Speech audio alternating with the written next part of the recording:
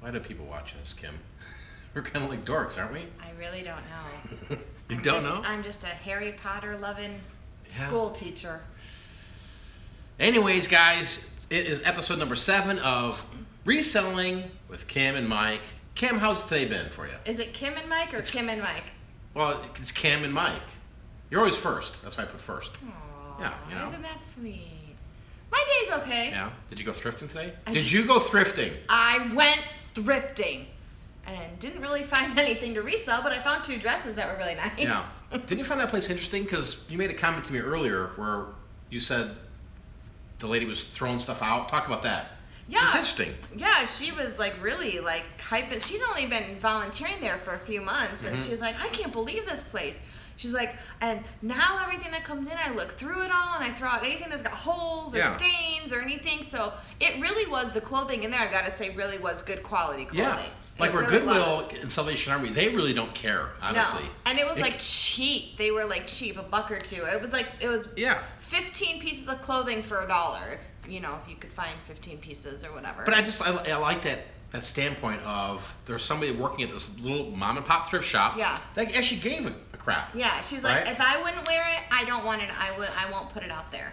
Yeah. So I thought that was, and the prices were reasonable. Because we've done it how many years? You go to the Goodwills, the Salvation Armies, the thrift shops, and it's terrible. I believe they have certain lighting in those stores to hide the defects. Really, and you go home, you're like, what, really? I thought I freaking looked at that. Yeah. So it was really, and they had good quality clothing, like New York and Company, like good name brand stuff. And she thought, though, I will have to say, she was like, oh, you might like this. I forget, it was a shirt or something. She's like, look at the brand, it's Mossimo. I said, Mossimo? I said, oh, yeah. I said, well, that's a Target brand. And she's like, oh, it is? It sounded so fancy. She says, oh, well, then that's just no more better quality than Walmart. Yeah. So I knew something was up because when I saw the records there, I dived right in. Yeah. And then she's like, what are you looking for? And I was like, 70s, 80s, rock, stuff like that. And she goes, yeah, when I was first started here, I went through that, and I'm like, damn it. And I knew at that point it was already picked over. Yeah. And but there was a Fleetwood Mac, but the records are gone. Yeah. It's like some poor sap was sitting there going through all the records and was stuffing other records in the other vinyl. I know, they probably taking home Fleetwood Mac and the good stuff. But appreciate you guys watching here tonight. Let me move the camera over here. Yeah, that's all I'm gonna say about that, guys. You gotta enjoy some Pearl Jam. Tonight, guys, I want to say a couple things really quick. We really appreciate it. You guys watching the YouTube channel here. I was gonna say, what's it? We appreciate it. The Global Voodoo YouTube channel, right? We really appreciate you guys watching.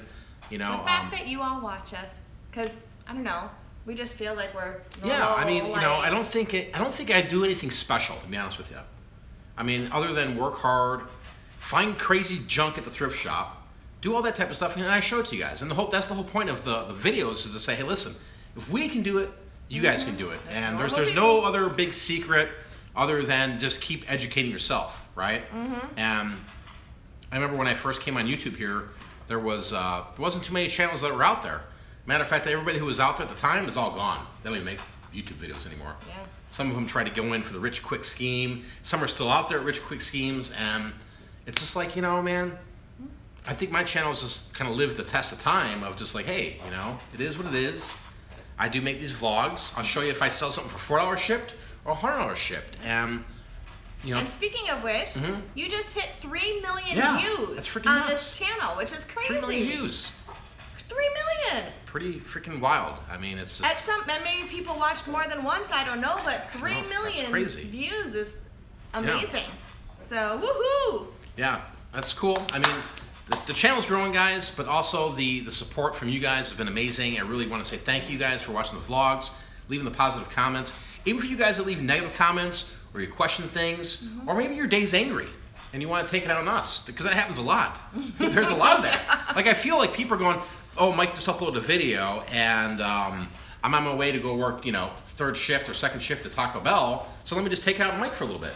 That's the only way I can explain some of the craziness, the hate comments, or the people are like, dude, you didn't make any money.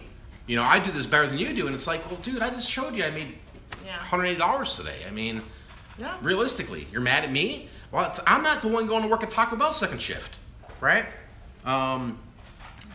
So lots of congrats and 3 million. Yeah, hell yes, I'll drink to that, says Rocco. And yeah, Jimmy Gallup, thank you. Appreciate it. You guys don't have to send me money, the super chats though, but I do appreciate it. If you do find some value and some, you know, maybe a payback, we'll talk about that at another date. You know, if you're like, hey, I want to give back to you, because a lot of people are buying stuff on our eBays. yeah. And they're like, hey, Mike, man, I really appreciate this. And I'm like, man, I'm flattered. I really am. And honored. But at some point here in the future, there'll be some other way you guys can repay me. And it's not with a dollar amount. We'll talk about that later on in life. But a lot of you guys that are coming live, appreciate you guys hanging out tonight. We're going to go through some Q&A here. There's a lot. And then we're going to get into some other topics. And we're going to talk to you guys in the chat. We're monitoring it tonight. I'm trying. And every one of these, it's like I try to stay positive. And you always and there's go always down a breaking dark moment. road. I do. It's you? like a breaking moment. We're gonna try and keep you so off the dark no dark road. breaking moment for me. We're gonna try and keep But you it off might the happen. dark Who road knows? tonight. We're gonna try. Again, appreciate you guys watching. I am enjoying a Pacific Rain from Northwest Pale. Ninkasi Brewing Company. Where's this from? Sounds like Oregon or something. It would be, or Washington or something. I don't know. Not too sure. Anyway, pretty good. Let's dive into the first question today. It's from Floretta Tibericio. Kim, you're a holy woman. You know how to handle the situation for many years now. Thank you. I'm not sure. She was referring to the live show we had last time where, you know, there was that interruption. And then we kind of, you know. Well, but you kind of tuned me back in. We've been married for a long time now. We've actually been together for 20 years. Yeah. Like together, That's crazy, not married, but together for 20 years, and this November we'll be married 17 years. So yeah, you kind of get to know, you know, somebody's personality, and you might be surprised to hear that when Mike was younger, he was actually pretty shy. He didn't really like go out there and really in your face talk to people. He was more. Yeah, sometimes I was laid back. Chill and just like, hey, if someone wants to talk to me, they'll come talk to me, and I don't know. You brought out. See, you know, it's like everything. It's like Martin Luther King said. You know, Martin Luther King wouldn't be Martin Luther King, and I'm not comparing myself to Martin Luther King. I'm just saying there's that original statement that he wouldn't be who he was without his wife, and that's so true with us. Yeah. Because you hear all the. I can't tell you how many times I've wanted to quit this YouTube or not do a live show or do this and do that, and Kim always drags me in, weighs the ins and outs and stuff like that. So yeah. Just Kim, you when are. I think I'm out, they pull me back in. They pull me back in. They pull me back in. Greatest movie of all time. Anyway, one of them. Question from Red Rocket 321 Ltd. Hey Mike, great to finally hear a reseller talking about the time value of money. I still don't understand the FBA reseller's mentality of buying something for them to keep it for 6 months because they can get $20 more at fourth quarter. Their cash investment could have been churned 10 times by then and earned so much more. And if storage space is an issue, then that one item probably hasn't earned its keep for that extra $20 profit anyway. I think it's a great question because you hear it a lot, and I'm guilty of it too sometimes. But lately, I'll be honest, if it's in the house, and it's worth money, right? Don't get me wrong. I mean, I've got boxes of stuff in the garage where it's just like, yeah, okay, that one box of just 30 things is maybe worth $200. There's no like one thing I could pull out and be like, dude, that's a $100 bill. Yeah. I mean, there might be a couple little things like that, but not much. There's it's a lot of smalls. Very little, especially the majority of the year, there's very little that we hold for fourth quarter. I mean, there are some video games that typically I would. That's very little, and it doesn't take up a lot of real estate. The things that we do hold don't hold a lot of real estate in our storage in our home. And I think that's, you know, kind of what Red Rock was saying. My opinion right now with some of this stuff, guys, is just sell it and be done with it, right? Sell it, be done with it, make the money, and move on to the next thing. Don't go, oh, I got the Monopoly Simpsons edition. I noticed by looking at Keepa that it sells for an extra $10 more in November. No, just sell it now. Honestly. Well, I think that depends on your personal business model. Yes. I mean, and how much how much real estate you want to do, how much you want to hold on to it for. It depends. There's a lot of variables in this. For us, for that $10, may as well just sell it now. Now, if it makes maybe $100 more during that time, that's something to consider. Hey, I want to. Yeah, but if you think about it, it brings an extra $10 more in Amazon FBA. really what that means is like that's an extra $4 because you get your fees, yeah. right? So it's like, you're willing to hold on to that board game or XYZ product all the way for 9 months for the extra $4? Right. See, that to me isn't worth it. Again, I mean, there's no right, wrong way to do this, but just my experience, what I'm trying to say is, if you've got something right now that's in front of you, just sell it. Just get rid of it, be done with it.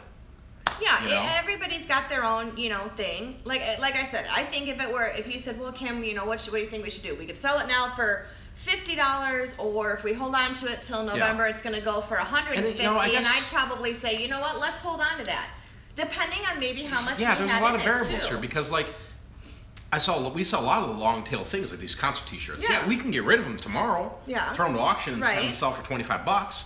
But we know there's going to be a buyer for $50 or $100, right? We know some of those things. Mm-hmm. Now, I guess that's kind of that tomfoolery mentality is, Mike, well, why don't you just flip them right now? Mm-hmm. To me, they're more, I guess there's an attachment to them, even though they don't fit me. But I just know that's always been my thing, especially those concert T-shirts. That I'll just go, hey, dude, that's a $100 shirt. And I don't care how long it takes for somebody to come along and buy that. Someone is going to buy it. But at some it. point, somebody will. Well, that's the interesting part. Well, I think that's part of the niche, too, though. If you know a product, if you know a category, and you know what this is going to sell for, and all of a sudden you've got all these lowball people, fine, let them sell out. I know that this is going to go. But if it's the everyday stuff that you're getting at the thrift, the garage sale, I think you need to get that stuff moving every day, every week, every month to get the cash flow in. Yeah. A lot of people don't talk about cash flow, how important it is. It's huge. I mean, there's a lot of chit chat about reselling. There's so much of it. It's like crazy. I mean, even Gary Vee's talked about it. Yeah. He's even gone out making videos. Hey, look at you! I bought this plush for $25 and sell for $50. You know what I'm saying? There's so much like publicity with reselling that it's like, yeah, it's great, but at the same point in time, it's like, dude, it's not as easy as what people think. It's for the simple fact of this. You don't know somebody by that name, do you? No, I don't. All right, I'm just gonna go ahead and. The simple fact is this: is that the mentality of this works. You can go and buy something and flip it, right? Tomorrow, tonight, a week from now, a year from now. Everybody's got different circumstances, whether it's, hey, we know people, Kim, they go out for 8 months of the year and just source, and live their life. Yeah. And then for the next 4 months, all they do is flip shit. Mm-hmm. All online, eBay, Amazon, Q4 stuff, because they're like, hey, I'm not going to waste my time selling stuff now. They'll go make $120,000 profit in the Q4. Yeah. And not work so hard throughout the year. Well, and everybody's got their own way of doing things. So that's what I'm saying. There's no right way or there's no wrong way. But I would say if you're new right now, and I think like a lot of us, every 30 days you got bills to pay. Yeah. You got a mortgage here, a car here, kids here. Yeah.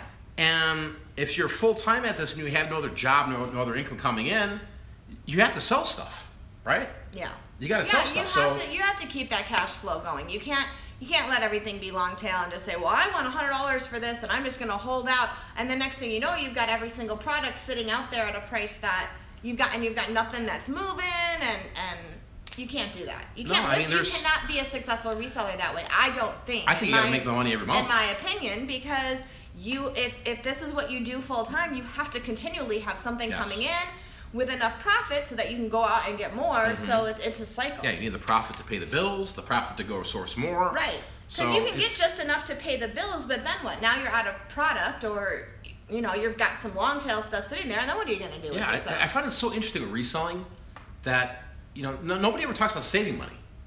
It's like nobody talks about it. We've been talking about that. We've talked about it. And I think it's interesting because we've been doing this so long that's how we've been able to be in the position we are right now. Well, that's true.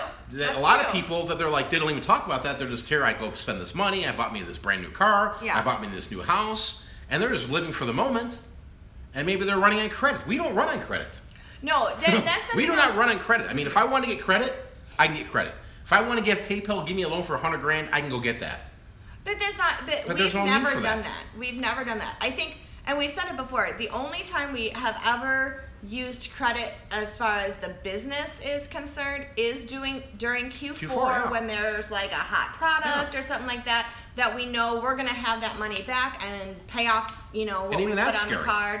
But I don't go out there and it's, and it's a gamble. And I understand. Here's the thing. I mean, I'm not saying credit is bad for resellers, but I wouldn't go get a credit loan or run your credit card to go to the thrift shop. Yeah. No, don't do that. No. Don't do that. Yeah, and I mean, you can go to a flea market now and people have Square and whatever. I would not at all run my business. But I would really look at something more consistent. On I mean, credit. like if you want to look at like some wholesale opportunities, you look at some products that you could actually have established listings on Amazon and eBay, where you're like, Yeah. okay, dude, here, okay, so I want to get my first truckload in. I can see you. I floating could your see credit. using credit for that. Yeah. You get it in. You got 10 G's out there. You mess with the stuff for 30 days. You sort it out. You start selling it all. Now you got 19 G's. But hopefully. see, that's the But thing. We're it's all talking a using gamble. credit when it's a bigger purchase sort of thing, a bigger volume, as opposed to just going to the thrift store and using your credit for, 20 T-shirts. Yeah, or I mean, I've something heard like I've heard sellers that are like, and we're going to talk about this here too. And I'm not here to piss anybody off. I'm not here to hurt anybody's feelings. But I've seen and heard, and I think a lot of us have heard this from other things out there with resellers, where they're like, we just spent $400,000 on a credit card and we bought this whole thing out. Mm-hmm. Yeah. And then as they say that, everybody attracts. See, it's mostly on the Facebook. big numbers. It's the big number. It's like, and then all of a sudden the bees come to the honey, and then everybody's going, well, what's your ROI? And most of the time, they don't even know what to say if they even answer you, but they'll finally say it's 10%, right? And that's what I was trying to say the past couple of days about You're ROI. spending $400,000. You're getting back, let's say even 40 grand. $450,000. But now when you take out that $400,000 you spent, you're spending $400,000 to make $50,000. But yeah, then the time, the energy, the employees. Right. I mean, everybody likes to talk. We've got 9 people in our shop, and this is like, dude, whoa. I watched the cat the other day. I mean, again, I'm not belittling anybody. $35,000 within eBay. He's blatantly bragging on YouTube. Okay. $35,000. That's amazing. But then when you start looking deeper into it all, it's like, dude, what'd you pay for all that stuff? Did you really go out there, that $33,000, $35,000, $40,000 of the stuff you sold? How much money did you have in that? Yeah. That question will never be answered. Yeah, I sold $35,000 It's worth the cool of stuff, factor. but what did you have? He could have had $34,999. And then, you got a shop, you've got warehousing, you got employees, or whatever this person's deal was. I don't know. I'm just saying, it's like, dude, well, wait a minute. What? See, this is going back to that Facebook, it's the attraction to light mentality, right? When the lights are off at night, all the bugs go to light. Yeah. And this is where I think recently has kind of turned its page, where people are like, dude, what's going on? Yeah. Because here's the thing. If you got $400,000 right now, everybody in the chat, I'm curious, I want to see this. $400,000.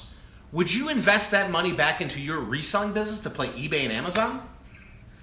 No, I personally would not. If I had $400,000, I would probably do something else. Like I would probably do real estate or something. I'm just being honest. I mean, I'm asking a serious question here, guys. Yeah. If you had, maybe it's not $400,000, maybe it's $100,000. Whatever it is that will fit your lifestyle, I wouldn't take a penny and throw it back in my reselling business. I wouldn't take all of that and put it. I mean, I might go and say, okay, let me go mess around here. Let me start up a thrift shop, right, and toy around with it. Yeah. But I would also be like, dude, wait a minute. Let me go look at some of these properties over here. Right. Let me go look at these cars. Right.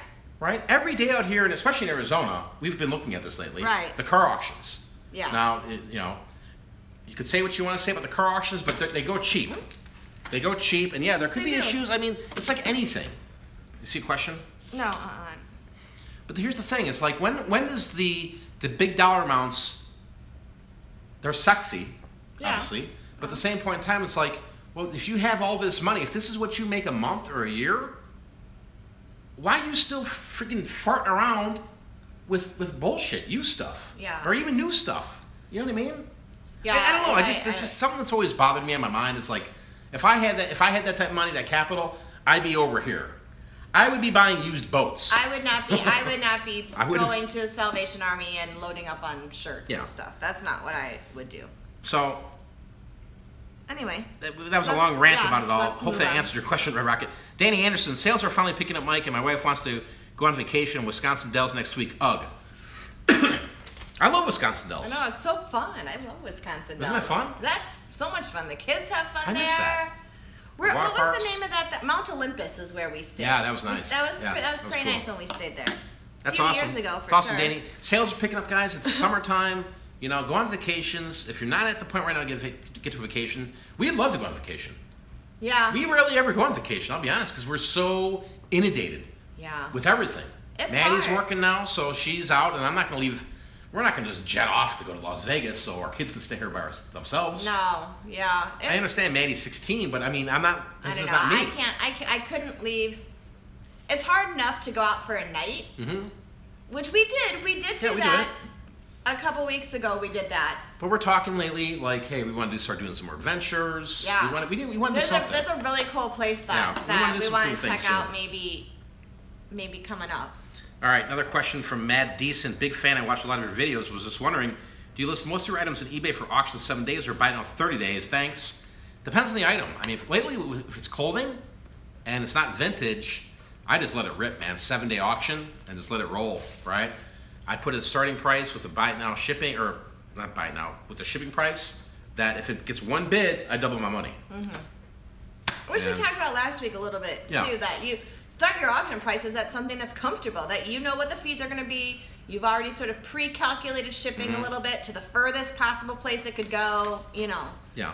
So like the 30-day stuff, the only time I ever use good till canceled is if there was multiple quantities, you know. But if it's long tail, I mean, you could try it. I mean, here's the other thing is a lot of people sit there and go, well, it costs 20 cents to list an item to auction. Well, it depends on your store level and what store you have. There's no doubt about that, right? But if you have a store, whether it's a small store, medium store, or the anchor store, they give you X amount of auctions. And why not use them? You can use them with your own inventory that you currently have on there. Let it end, run the auction, let it rip out there.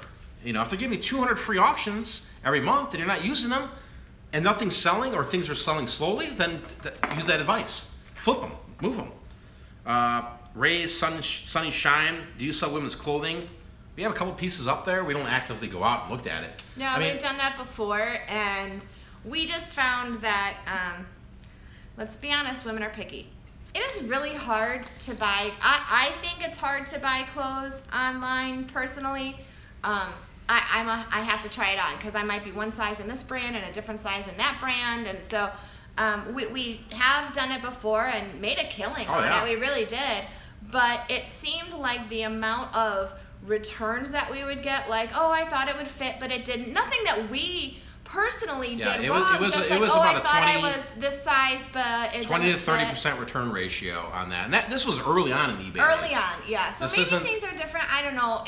It was something that we were like, God, that was just too much of a hassle to deal with. It was hurting the metrics. It was becoming an issue where it's like, oh my God, this person returned it this amount of days later, and just BS excuses about it, and that's whatever it is. But we do have some women's clothing up there. We have sold some. Yeah, just not.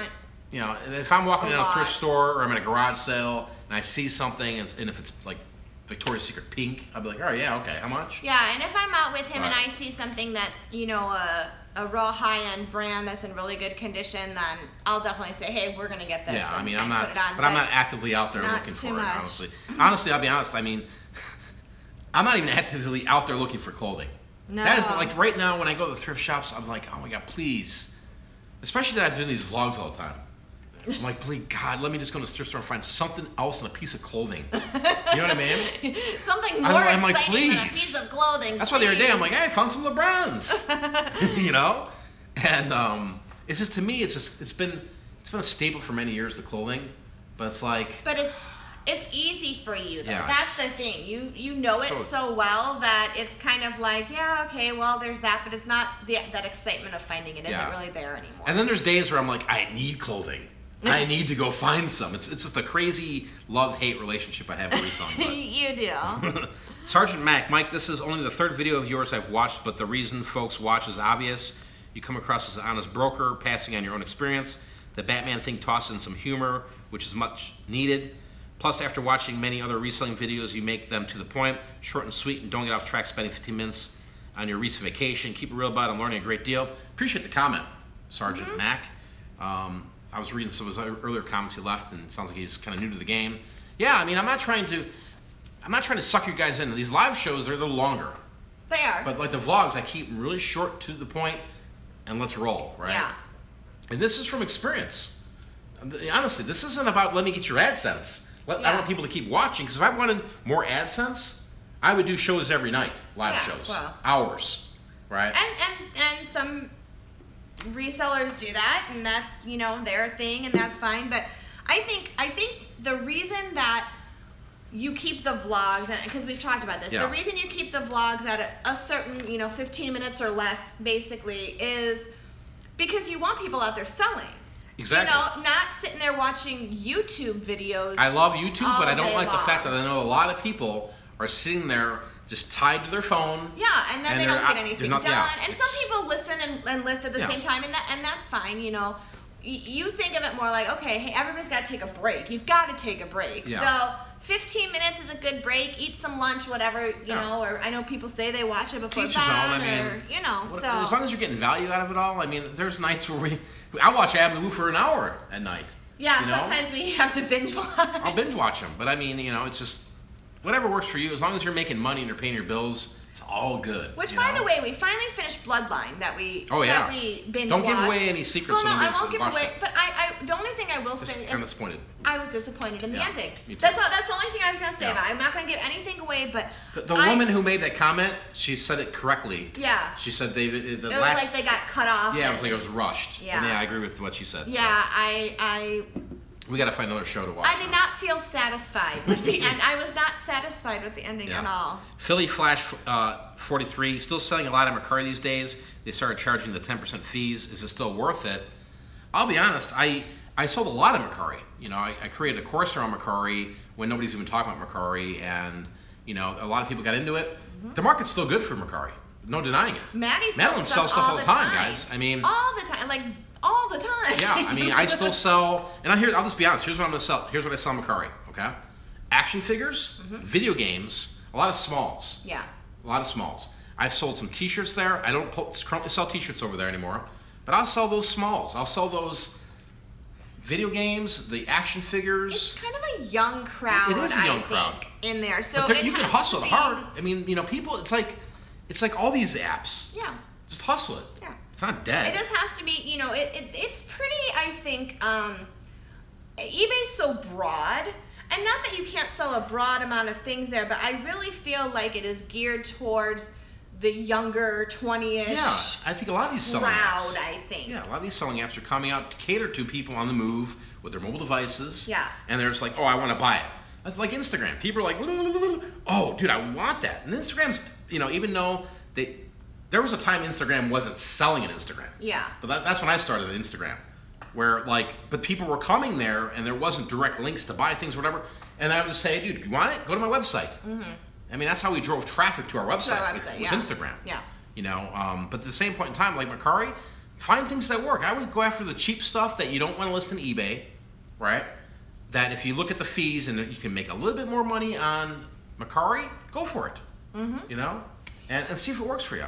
But I wouldn't go and waste and list 20,000 things on Mercari. No. I would just just try it out, test it out. Yeah, it seems to be kind of onesie twosie sort of things, not a whole like store kind of thing going on. Yeah. At least I don't view it that way. Yeah. In-demand items sell over there. Yeah, you can sell an iPhone over there like that. I think if you kind of go through Mercari and just sort of look at it and see the types of things that are selling, you'll know if it'll work for you or not. Yeah. Wow. Kimberly, I enjoy your vlogs because you are real. I was wondering if you sell better buying new versus used. Where is the profit at best? I'll be honest. The profit is in the used items. It's not just that. It's in the thrift, garage sale, estate sale, storage auctions. When you find a new product at a thrift store and you can scan it, you look at it, you're like, dang, right? And they mismarked it $2, it sells for $80. Those are the home runs. But don't overlook like the used clothing, like we were saying earlier. Yeah. Oh, because that woman throws all that stuff out that has holes and stains. Yeah. She could be throwing away 84 Iron Maiden shirts. She could be. You right. know what I'm saying? So and those are home downside runs. to that too. Yeah. But those are home runs. I mean, some of my biggest ROIs have come from clothing. Yeah. Right? For sure. Ralph Lauren, vintage Ralph Lauren, vintage Tommy. I bought it for $1 or $2. $180, $200, $300. Yeah. You know? And it's not religiously, because I can't find that stuff, those grails. I guess it kind of just depends, I think. I don't. The new, I mean, you can, I think with new, you're going to get more consistent sales with new stuff. Yeah. There is definitely more demand for new versus used on eBay. So let's talk eBay first. If we're just talking eBay, okay. If you're talking Amazon, got 85% to 15%. 85% of people are buying new on Amazon. I would say at least, yeah. Used sells, there's no doubt about it. Yeah. But when you're just doing nothing but new, you got to say to yourself, well, how are you getting the stuff new?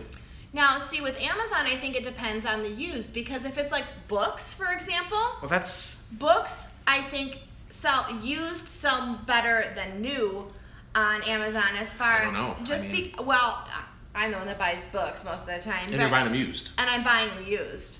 There's a lot of people buying them new. There are. I mean, there are certain books that I'll buy new if I feel like. All I know is this, Kim. Amazon is off the trains, right? They're going to have fast food restaurants soon. Seriously. They're making so much money over there. It's sickening. You know, and they're putting restrictions on sellers, this is that.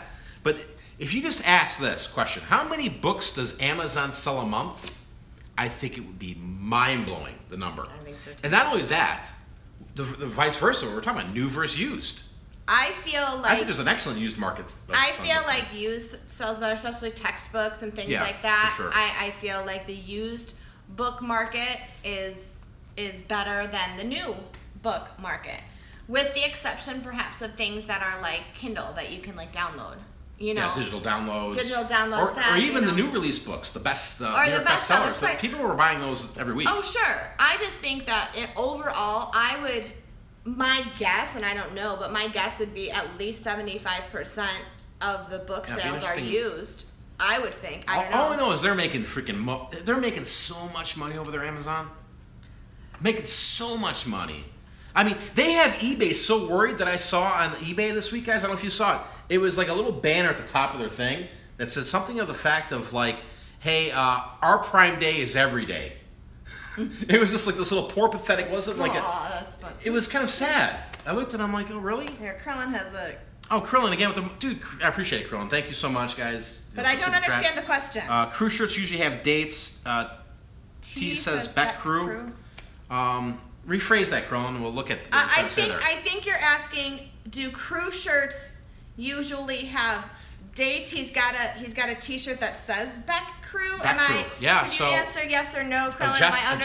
A Jeff Beck or a regular Beck, like the modern Beck?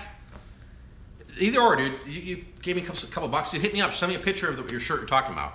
We'll take a look at it. You know, just go to my Facebook, Morning Cup of Joe, or globalvoodoo@gmail. I'll help you out. But some crew shirts, concert T-shirts, don't have dates. You know, they don't have dates, so you gotta sometimes look at the sayings on the shirts to figure out what tour that was. But even recent crew shirts sell for good money.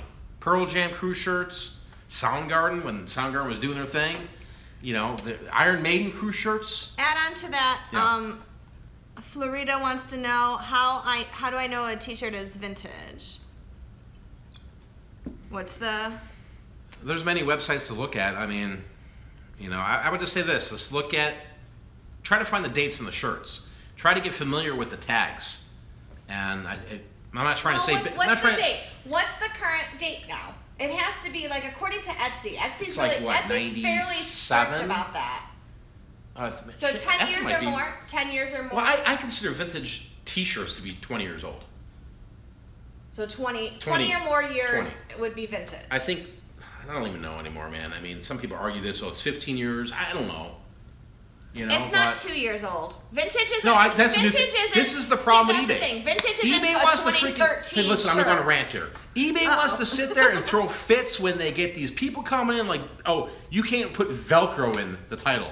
You can't do this. They're going to slap your ass and say, I'm going to remove your freaking listing, right? But people can go out there and say, I've got the Taylor Swift 2016 vintage T-shirt. Yeah. And they completely screw up the whole search parameter for vintage T-shirt. Yeah. See, everybody here is like thinking, well, that's a clever keyword. Let me throw it in. That's exactly what it is. They think it's the keyword, and so they're like, ooh, if I say vintage, it's going to get more Dude, that views. bothers I hate that. Yeah, that really is terrible. And then there's the people who are like, and I'm not trying to, again, I've been out here talking about reselling for a long time, guys. If you've seen it, people message me, Mike, I think I found a grail. It's a 1977 Led Zeppelin shirt. And it's the reproduction that they sell at Target. Yeah, and I'm like, and I tell them this, and I'm like, I'm not too sure you know what you're talking about. And I never hear from them again. I'm like, then go sell it on eBay. Best Go of ahead, luck. try. You know? But the thing is, like, you know, eBay is so particular, worried about all these brands and all these companies. You can't have Velcro on here. You can't sell this brand. Yeah. But they can't even fix their own categories. They can't even fix their own titles. Here's the best part. Do you want to be mobile friendly? When you're doing listings. Yes, I want to be mobile friendly. Me too, eBay. I do too. I do. I want to be mobile friendly. They can easily click a button and fix every one of your listings to be mobile friendly. They could? They could, but they want you to do it. So you have to go into every single listing? So if you've been reselling for a while, since they adapted this, you have to go back on all your listings. And so if you have 100,000 listings, you have to go back into each 100,000 listing and update it. When they could just hit a button and just go, let me fix all this for you. It's the stupidest thing in the world. Because you want to know why. Oh, Lord. And it's going to piss people off. But eBay loves, again, this is going to get nasty here. Uh-oh.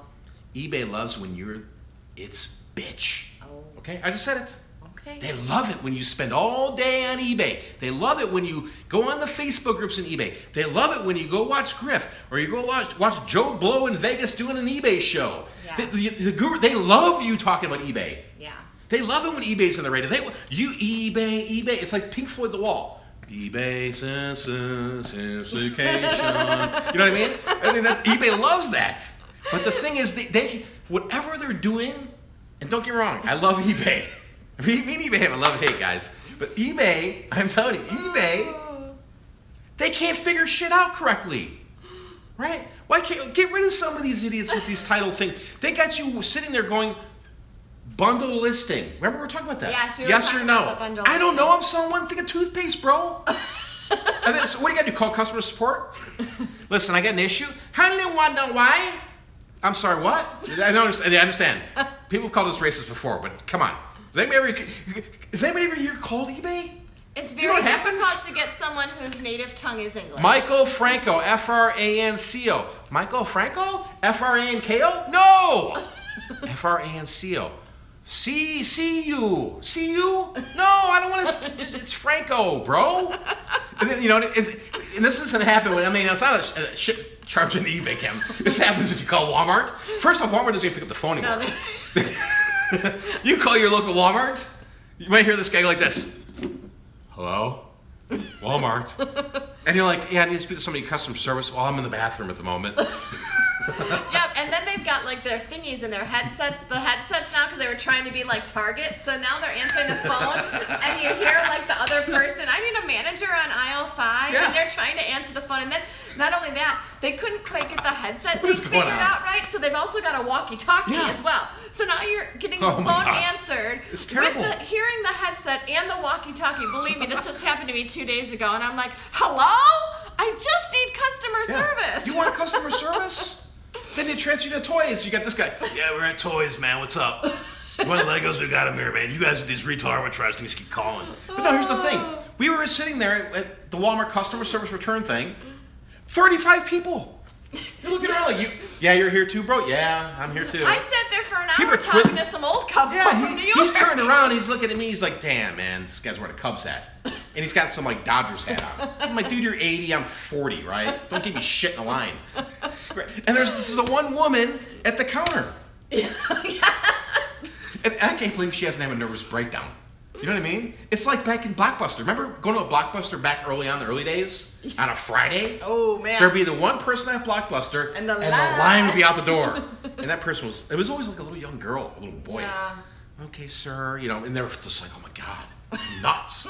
That's how these places are. But a lot of these places, it's craziness, getting amped up. There's a couple questions here. We're going to fly through them. There's one here. No, I've answered those, but there's this one here. We've got so much more, and we're already we're getting there. We're 40 getting minutes there. We're getting in, there. so holy cow. Hopefully you guys are having a great night tonight. There's that one. I'll step out for a minute. But all right.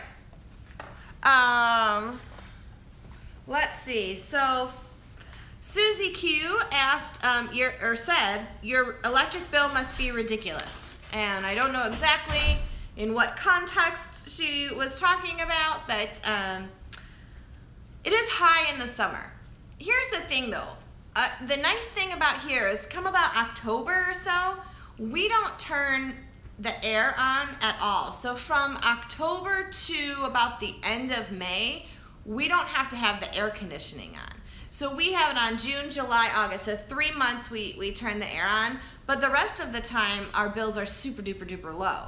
So we've got 3 months where they're, you know, fairly high, but the rest of the time they're nothing. So, yeah. But yes, with the heat, it does get high. The bills do get a little bit high in the summer for sure. There's another one here. Are you going to bring back Batman to the vlogs? And Kim's Grammar Corner is great too, from Sensuk234. I probably totally butchered that name. Thank you. I'm not sure about the Grammar Corner. Have had quite a few different things said about it, so I'm not exactly sure what I'm gonna do with that yet. Batman, I suppose he'll probably make a comeback here or there, but I'm not exactly sure about the Grammar Corner. Well, to be honest, tell him. Just tell him. I guess. Kind of frustrated. I guess I got just a little bit frustrated, and you know, people called me some names and things like that, and it for me was not meant in any way to be derogatory. The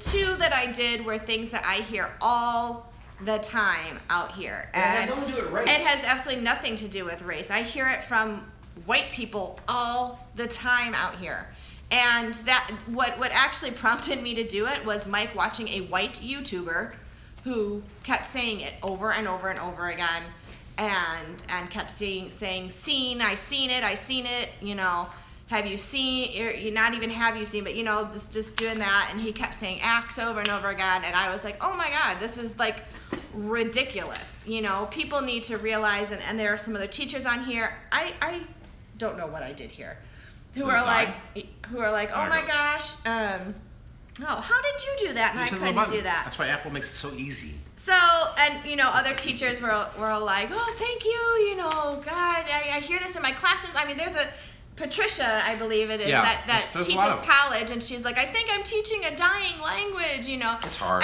And so that's kind of where it came from, was just like doing this stuff in kind of a humorous, short little lesson way, just to kind of keep it in your head next time it pops out of your mouth. But I don't know. Yeah, sell and sale. Yes, I told Mike that was one that I wanted to do. That was going to be the next one. So yeah, we'll see. We'll see how it goes. We'll see. Answer that one. Rosie Diaz, sorry I missed the live show. I wanted to ask if you two ever go to the Phoenix Goodwill bin store. Thank you for talking about creating drafts and listing them on various days and times. Nobody else had talked about that. I was already doing it while researching the items. I haven't gone to the bins. I take that back. I went to the bins when I first moved out here with my buddy Jeff, Johnny Goodbyes. I think he took me to a bin out here, and I should probably go back, but I don't think it's my thing. You know, I mean, we used to go. We never had a bins when we lived in the northwest suburbs of Illinois. There wasn't bins out there, but there was an Indiana one outside Indianapolis that I would only get. The only reason I knew about it is because that's where, if you bought something at Shop Goodwill, that was the location to pick up back in the day. And when I walked in there, I'm like, this place is nuts. And then all the time I spent in Indiana going out there, you know. But I mean, yeah, if you could sort, it's all about sourcing and being the low-cost producer. So if you get the stuff cheap, do it. I think we should make a video one day, just go up there to Phoenix or Tucson and put on some rubber gloves and a spacesuit. Go check it out. Maybe pack some heat. But hey, it doesn't matter where you get your inventory from, as long as you sell it, make a profit, you know. But yeah, maybe one of these days we'll do that. I did that. Okay. Okay, Thrift Addict. Okay, get me our ass and gear. Makes sense, but I'm just dying to know. Do you wash the clothing? No. Unless it's some stain I'm trying to get out, I don't really wash the clothing. I'll tell you this, though. Most of the times, no.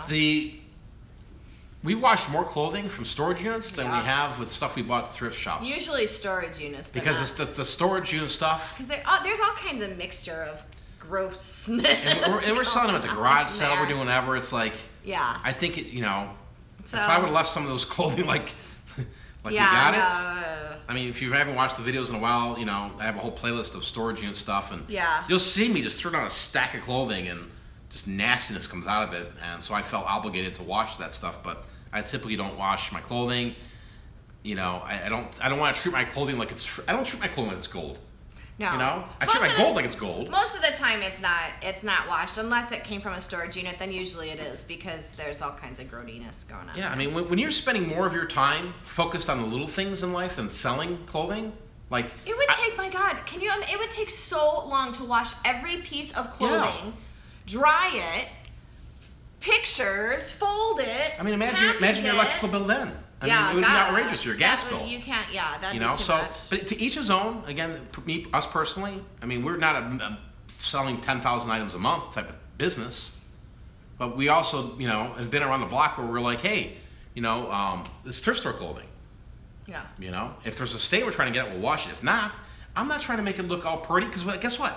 I can fold that shirt that maybe smells like an armpit. Yeah. Or it smells like it came off of Jennifer Aniston's body. Is when I fold it and it goes in that plastic bag and they get it, I love it. Looks brand new.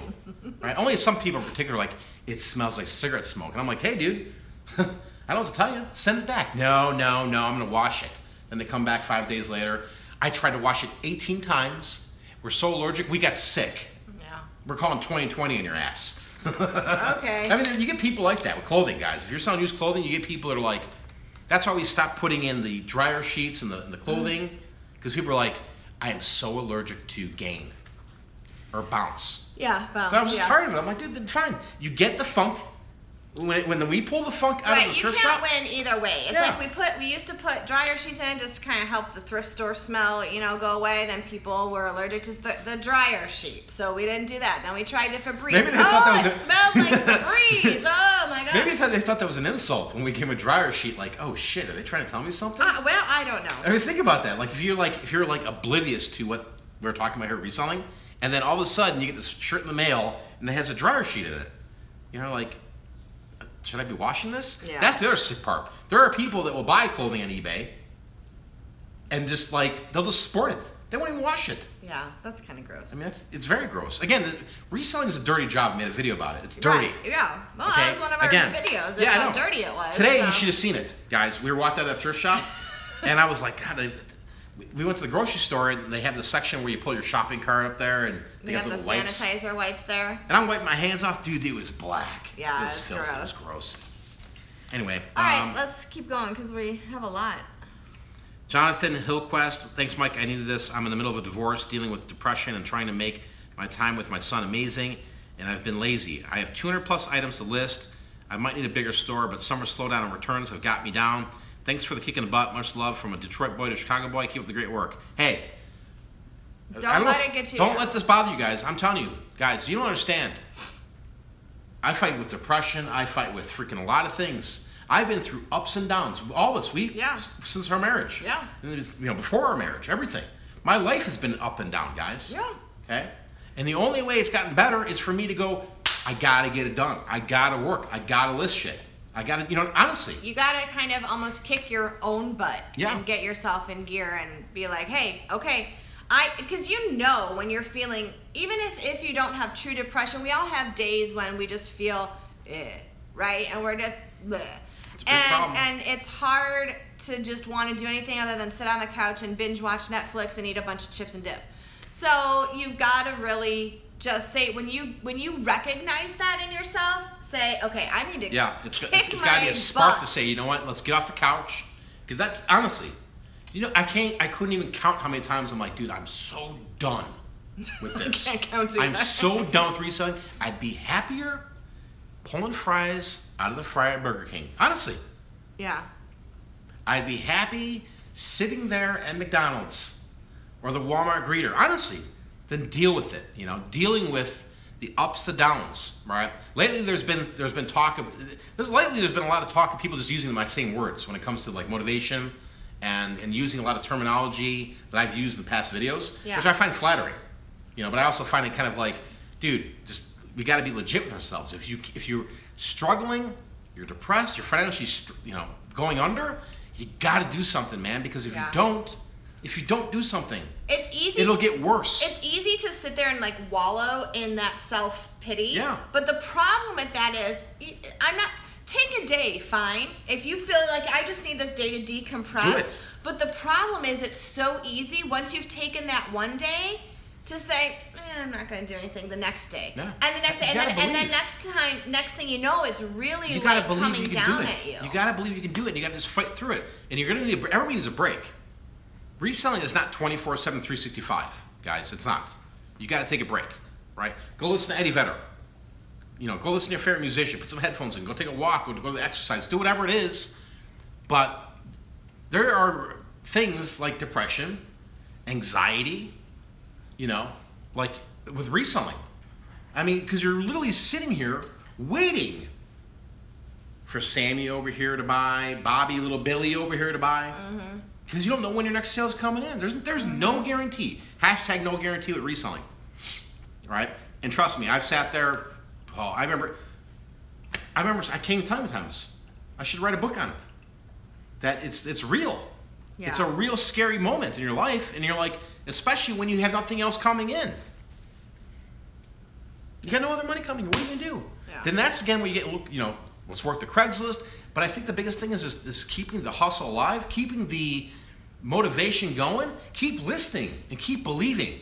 Because I said this earlier, I know I said it last week or the week before. If this thing ain't working for me anymore, guys, I'm out of here.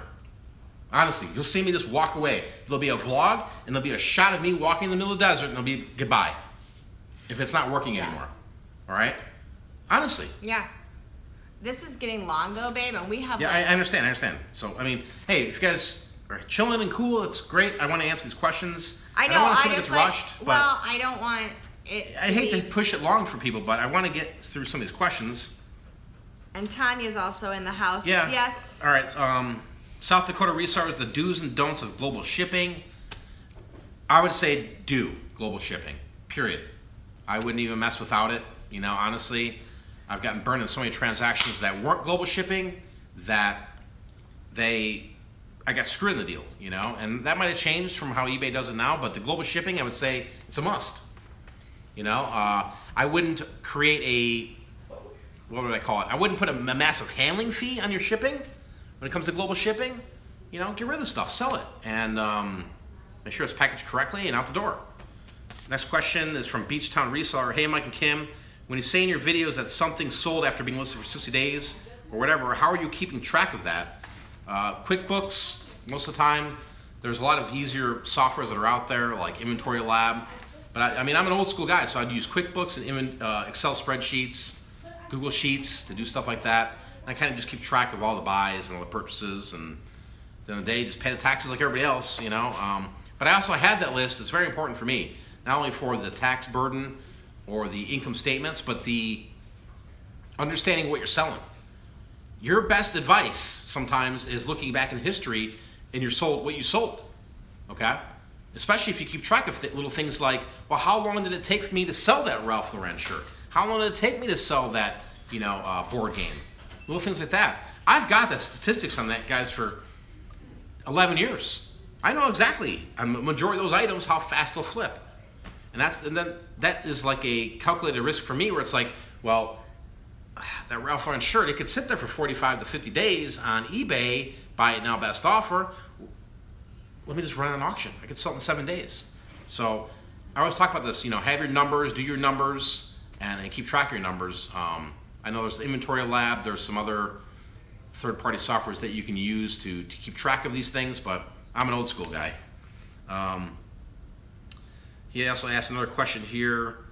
What is your expected ROI on bigger purchases? I'd like to at least be at 100%, you know. If it's over $200-300 items, yeah, I mean 100% is good. That's, you turn a 300 to 600, you're getting 300 back, right? Smaller items, a lot of times I'll be honest, I beat the heck out of people in bulk buys. I beat them up.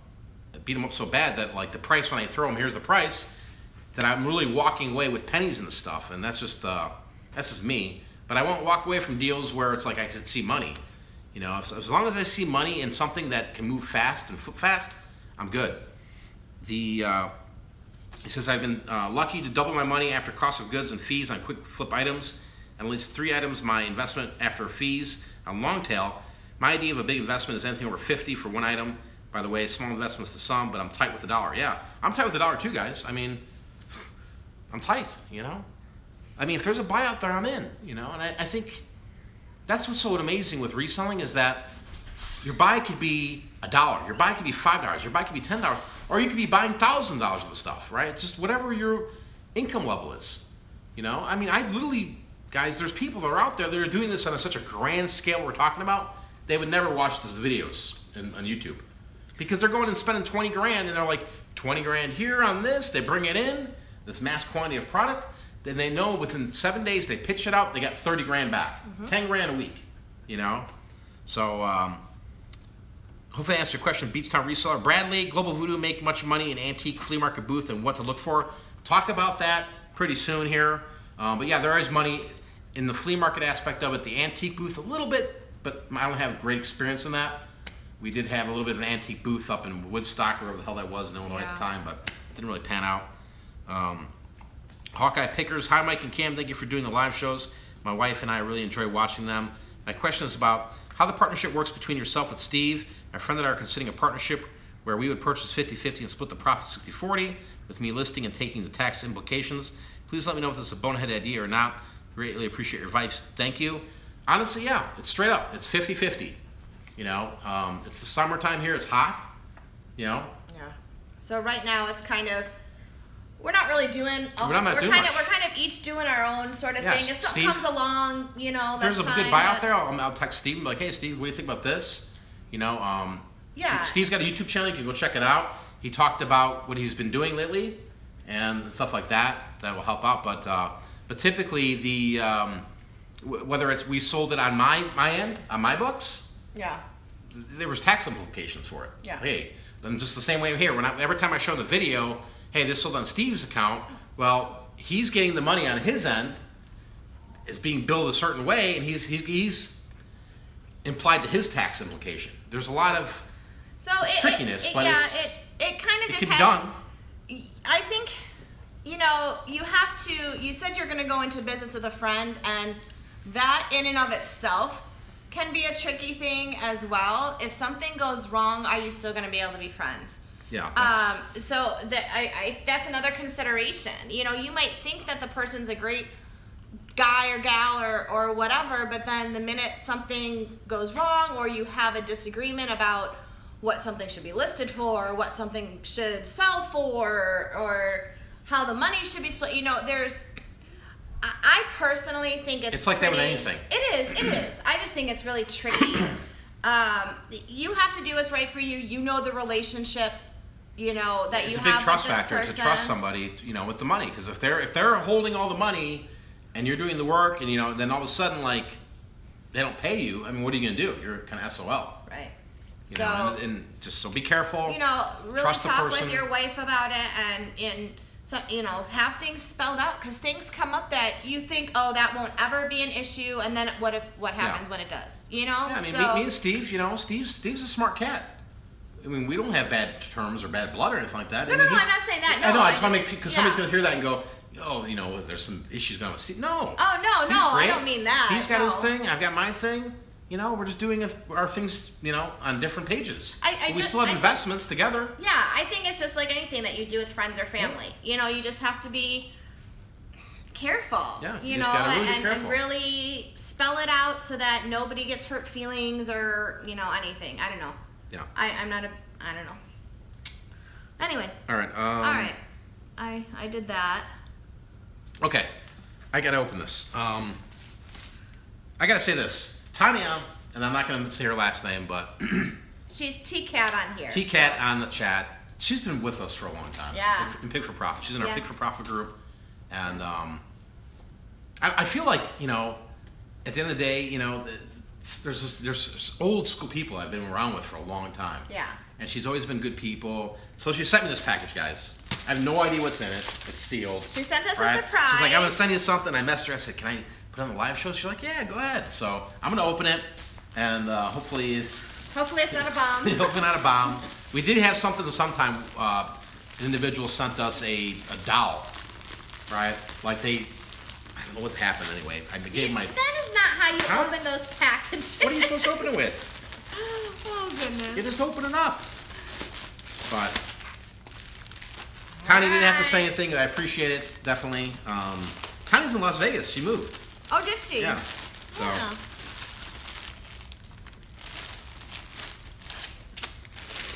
What do we got here? Got some clothing. What do we got? So, Oh, she's even got nice bags. Tanya, can I read the note that you sent? Ooh, it's sealed. I can't even open them. I don't know if you're still in here, Tanya. Let's see what we got. What do we got? Ooh. So she's hoping we get a kick out of it. Oh, dude, I love it. What is it? Oh my God. Oh! Look at that. There. Oh my God. That's awesome. Good morning, good morning, good morning. I love it, Tanya. Amazing.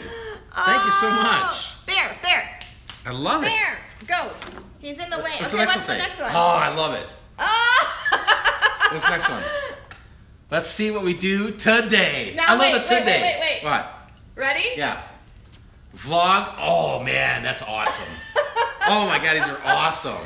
These are awesome. I love it. Thank you, Tanya, so much. This is amazing. Seriously. Oh my God. Dude, these that rock. is great. Oh my God, this is awesome. Thank you so much, Tanya. I appreciate it. I'm actually blushing. That's how cool they are. It's like, wow. You are. He's like red. Yeah, wow. I mean, that is super cool, guys. Wow. Oh wait. No, there's something else. Oh, a cozy Oh my for God. your beer. Look at Global Voodoo. I had no idea she was doing this. It's not like I planned this, guys. I swear to God. Look at what it says. At the end of the Dude, day. that is freaking amazing. And I only have a beer to put in there. Will wine fit? No, I don't think so. Global Voodoo Fuel. Oh my God, that's awesome. Thank you, Tanya. I really appreciate it. Super cool. At the end of the day. See, I have these dumb sayings, but I love it. But clearly, it's awesome. Clearly, Tanya, whatever you gotta do, we gotta sell these things. These are awesome. I love it. Thank you so much, Tanya. I really appreciate it. We're gonna be wearing these in the vlog. These I know. Awesome. Look at you're like you are. I am. I'm like, blushing. this is amazing. Oh, you made. Look at how That's big cool. his smile is. Super cool. Thank you so much, Tanya. All right, so ask you a couple questions, Kim. I want you to ask these questions. I want you to ask people, how are sales? Well, if you're asking them, then how am I? No, you ask them. I want to see what people are doing. I want to see if people are selling things, making money. And I want you to see the comments and shout them out, shout their names, say what they're selling. What is this person? If there's craziness, delete them. Yeah, okay. Ain't got no time for that. Okay, hold on. Let me just block this stupid person. Okay, there. Okay, so here we go. Here are the questions. How are sales for you? So you can interact and see. Let's see, are they slow? Are they so-so? I'm looking here for the comments. Sales are great right now, selling a lot of hats. eBay's been so slow and tons of not paying bidders. I see lots of slows. I know, dead air. Sorry. Wow. Okay.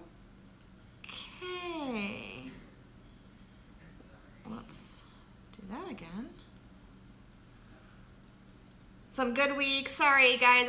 I'm looking at that person and trying to block them at the same time. Sorry about that. That was not nice. And trying to keep it friendly in here. All right. How about what states are we representing? Let's do some shout outs. So what states are we representing here? I saw a bunch of Aussie pickers in here. Lots of Australians in the house. Down under representing. I know that I'm not sure if anybody's in here right now from the other side of the pond, but we usually have a lot of England in the house. Thank you, Spencer Maines. Love your vids. We're originally from Tucson. Nice. I love Tucson. You need to go to Tucson. Actually, I really, really do. I like Tucson better than Phoenix, to be honest with you. I just think it is so cool. Just the mixture of kind of artsy, but then there's like the old town part. I love it. So let me go on back here. We've got, okay. We got Michigan. A lot of people from Tucson, huh? Yeah, all right. We've got California, Michigan, Cali, Michigan, Georgia, Tennessee, Texas, Florida, Kentucky, Pennsylvania, Toledo, Rhode Island, North Carolina, Alaska, wow. Indiana, Arizona representing, Illinois, Louisiana, right? That's how you do it. You don't say, now see, We say Louisiana, but I hear that if you're from there, you call it Louisiana. I just call it Who Dat. Who Dat. I crushed it in Louisiana selling T-shirts up there. Glendale, Arizona, up by where my parents are. Queensland and you guys are amazing. So Saskatchewan, Canada. A lot of you guys watch. Colorado. I'm blown. Wow, look at us. We're hitting a lot of states here. Florida, Oregon, Iowa, Texas. So lots of cool. states in the house representing and the world representing. Yeah, pretty amazing, Canada, guys. Australia's in the house. This is tonight. why we make the lots vlogs. Of Australia, that's why we make actually. that's why we make the vlogs. That's why we do the live shows, so we can interact with you guys. Maybe it's the moment where you can sit back and chill, have a drink, whether it's tea, beer, wine, whatever it is. I'm enjoying a Once Upon a Vine. How is that? I haven't even had any out of it. And again, yet. it came from a woohoo deal. It was a woohoo deal. I'm still blown away with these T-shirts. Like I'm gonna sport these things. And people want them. I'm gonna sport these things all over the place. People are looking at me like, what is this guy doing? There's not any in my size though. You can I'm fit gonna have those. to go. They're gonna have to be big and baggy. Anyway, super appreciate Tanya. Appreciate all you guys watching here. We wanted to have this little chance here tonight. We're gonna be ending it pretty soon, but taking chances. Chances. We wrote down 3 things tonight. We talked about it. We did. Taking okay, chances. you know what? Yeah, go ahead. Before we do that, you see something cool, interrupt me. Yeah, you know what? Dylan's asked this a couple times, Dylan, and I'm sorry I hadn't gotten to it yet, but what is your find of the year so far in 2017, would you say? I'm going to go ahead and... I know he's put it in there a couple times, I just haven't gotten to it. There hasn't been anything outrageous. There hasn't been anything that like I bought for $1 and made $500-$600 on. I think there's been a lot of good items that I bought for $1 to $100. The coolest find of the year were all of those vintage cards. Yeah, those are cool. From the book and everything. I think that was one of the coolest finds for me. Yeah, I think things that even though it wasn't like huge money, just cool factor for me. Well, again, how do you define cool? I think when you define cool, it's like the profit. Not for me. I'm not saying anything about the profit. I'm just saying like. This was something that was really neat. Interesting. I'll be honest, I thought that buying that storage unit, the native one, was pretty wild. Even though I know there was the dead hawks was freaky. I know Steve was wigged out and everything, but like just going through that unit and just the story of the unit was amazing. Yeah, that was pretty cool. And there was a lot of history there. There was a lot of bad vibes, a lot of just life stuff, and I guess to answer your question, that would be, it was a cool find in a negative way a little bit. We made a little bit of money off the unit. We still I'm just saying cool. Like it was cool to buy a Native American unit. Yeah, find of the year as far as like a home run. There hasn't really been anything that I can think of. I hit home runs every day. Oh, that's like baseball card billionaire. That's what I keep saying, but nobody wants to buy the course. I'm about to put on sale next week. No, but like I can't think of like one item try it, that like blew me away. It's been a while since an item blew me away. That's pretty good. But I don't find I'll be honest, I don't find $1,000 flips. I don't. Yeah. I mean, occasionally there's a $500 flip somewhere down the line. But this year, I just think coolness factor for me. Yeah, I'm sure I thought about it more. I liked that stuff. Yeah. Yeah, there was a couple good video game flips early on in the year. Yeah. But no, that's a good question. Yeah, really good. We'll have to think of it and see if we can come up with something better than that. Yeah. But anyway, okay. Taking chances. Taking chances. I wrote down 3 things when we took chances, and I thought people would appreciate it and maybe motivate them to take a chance. Let's talk about the first one: driving to Kansas City. Okay. I'll let you tell the story. Okay, so this is one of those. Gosh, the kids were little. I can't even think. Maybe Maddie was 8 years old or so. Maybe. Mm-hmm. And Mike responded to a guy that had an ad on Craigslist, and we were in Illinois at the time, and I don't know what possessed you. You decided you were going to start looking at Craigslist around. Yeah, I had alerts set up on Craigslist like Missouri, early on. Kansas, Iowa. Yeah, for concert T-shirt collections. And so somebody put an ad out there, and Mike got alerted or whatever. Started talking to this guy. Long story short, we ended up taking a drive down to Kansas City to meet up with this guy and buy his collection. Now, I will say he had some really cool things. I mean, my God, this man had some awesome T-shirts. He had probably the largest collection I've concert seen stubs. in a long I mean, time. it was amazing. Mike spent the whole day there. I took the kid to the zoo. The guy was a little He was druggy. He was off. drugged up. He was a little off. So I took the kids to the zoo that day. Left Mike there. I'm thinking, well, hell, I'll come back. He's either going to be dead or alive. I don't know. All I know is I'm like, the guy wouldn't sell me things, and he'd sell me things, and like I'd give him a hundo. He was having a hard time getting. Yeah, he had a hard time partying with the stuff, and yeah. I'd hand him 100, and he'd be like, I'll be right back, and like an hour would go by, and I'm in this guy's house, like looking around, going, where the hell did this guy go to?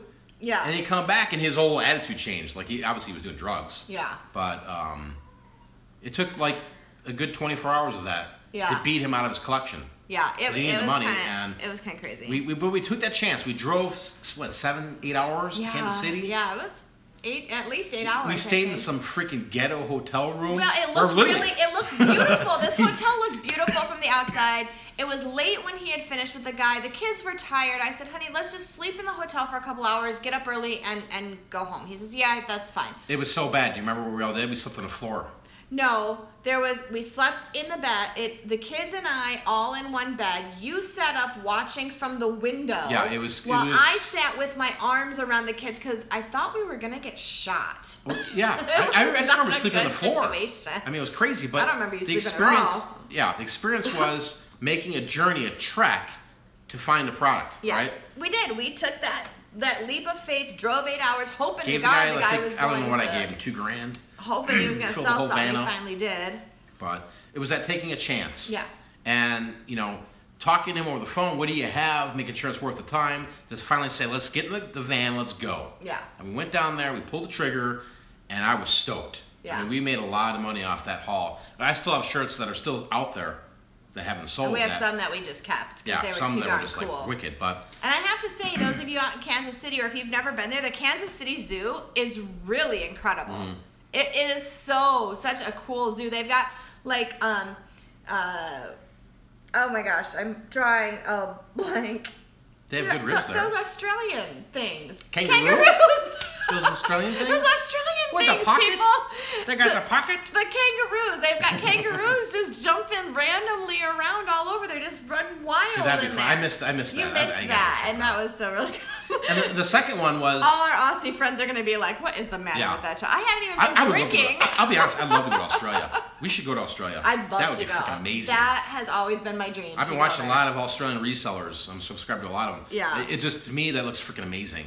The second one, taking chances, storage, the flea market.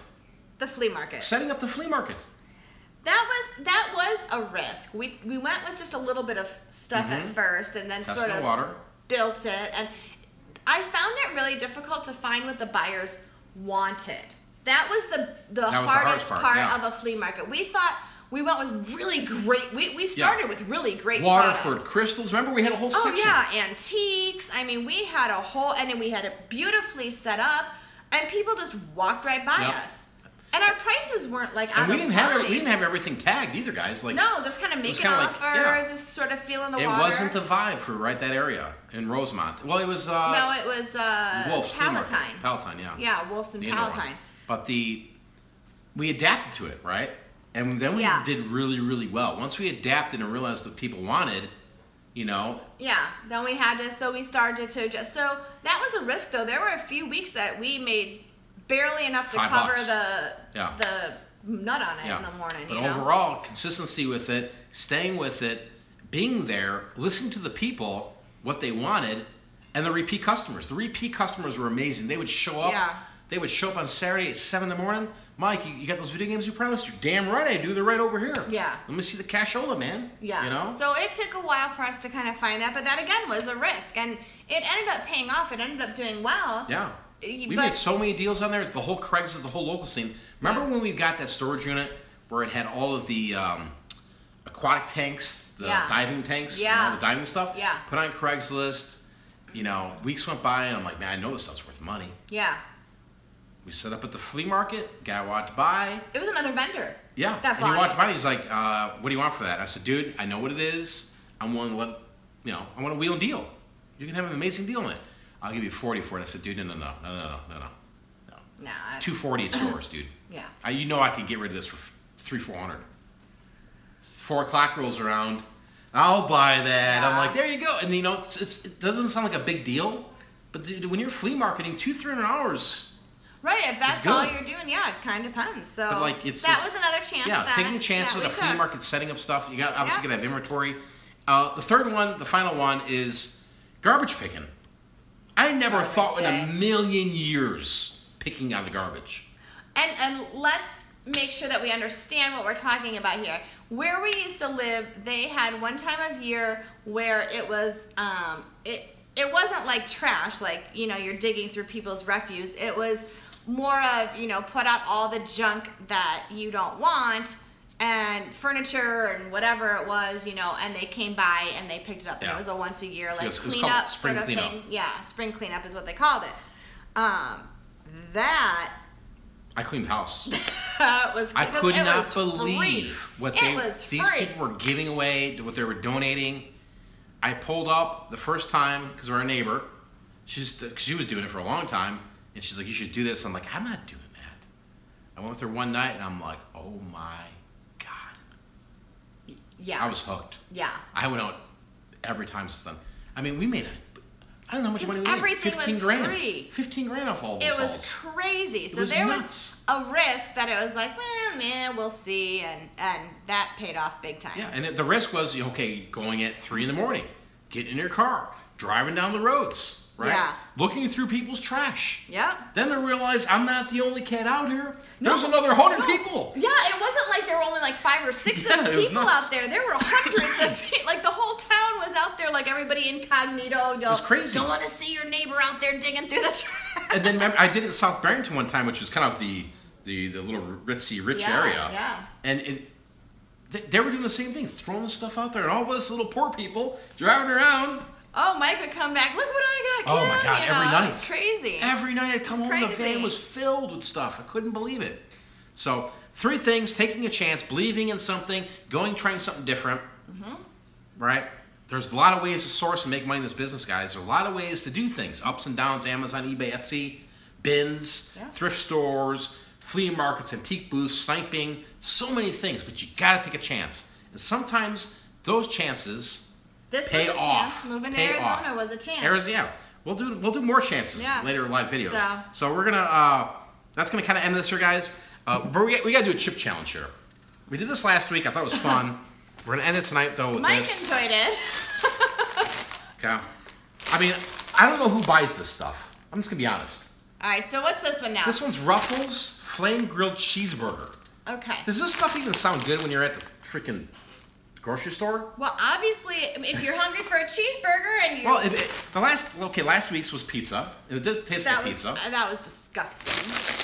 And then there was the maple bacon popcorn. Yeah. That was gross. Okay, I'm going to need to... The dog's like, oh, Jesus. He's coming over here like a freaking beast.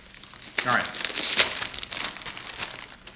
Let me cleanse my palate with Pepsi. Oh, dude, that doesn't even smell right. Can I smell? Yeah, here, smell this, Anthony. Come on the other side. I don't know what this smells like, to be honest with you. Just take a little whiff. All right, Anthony's smelling it. What is... You should be on camera smelling that. Dude, it actually smells like baked beans mixed with something not right. Baked beans? Baked beans mixed with something not right. Right, okay. So do you want to be the first person to try that? Something's not right with that. They're Ruffles. Oh, it does kind of smell like baked beans. Smell like a cheeseburger, though? No. The dog wants one. I don't... Okay, you want one? Let him be the first one. Look at the bear. Dude, he's like freaking all over it. He's like, look at him. He's gonna Look at him. There he is. Okay. Okay, get wow. him. Okay, Bear's Probably loving smells like a dog treat. Bear's loving it. All right. It does kind of smell like baked beans to me. All right, it didn't repulse me. The smell? Yeah. Because to me it did. Maybe, okay. Maybe so that's sometimes you open something. Yeah, when you first open it, sometimes. Oh my God. Okay. See, Tim, isn't that it smells like dog food. Dude. I'll be honest. Last week, just the smell of those pizza ones last week were like made my stomach turn. But this is not. Did you try one? Yeah. Did you eat one yet? No. Okay, here we go. Try one. All right, hold on. Anthony's in the way. Okay, here we go. All right, you try one? I'm going to try one. Okay, go ahead. All right. Yeah, it smells like dog food.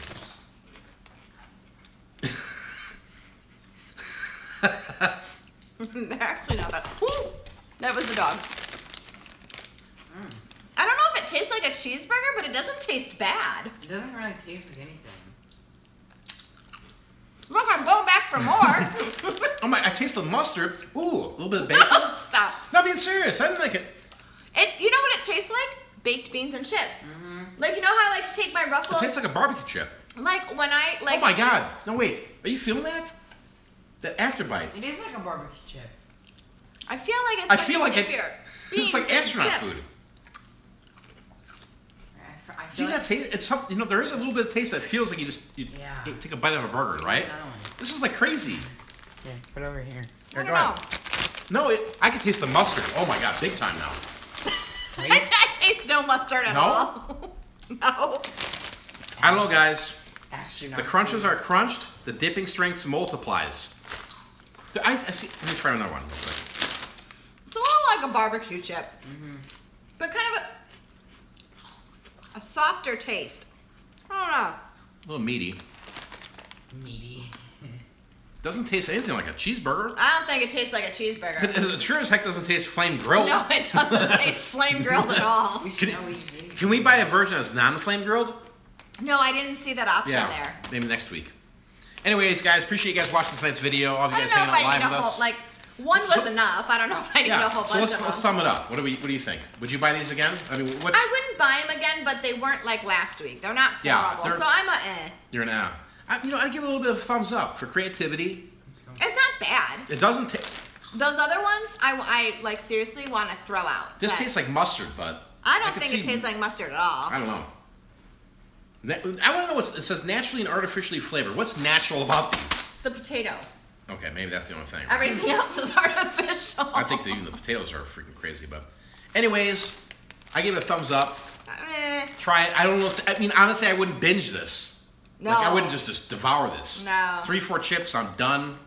It'd probably sit in the freaking cabinet for like a month and I'd throw it out. But appreciate you guys watching tonight. Thank you, Tanya, so much for the t-shirts. I love these. These Those are amazing. are These awesome, epic. Tanya. Guys, go out Awesome. there, make some money. Go out there, be happy with your life. Do you, be you. Make it happen.